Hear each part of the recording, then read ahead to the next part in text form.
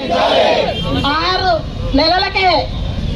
November లో ఒకసారి, December లో ఒకసారి, 2 సార్లు విద్యుత్ ఛార్జీలు పెంచిన వెంటనే ఈరోజు రాష్ట్ర వ్యాప్తంగా విద్యుత్ ఛార్జీలు పెంచాలని చెప్పేసి కూటమి ప్రభుత్వం వచ్చిన 6 నెలలకే 2 సార్లు విద్యుత్ ఛార్జీలు పెంచడం చాలా మరి ప్రజలంతా కూడా అల్లాడిపోతున్న పరిస్థితులు ఈరోజు ప్రజలకు అందరికీ కూడా అంటగా ఈరోజు వైఎస్ఆర్సీపీ ప్రభుత్వం మరి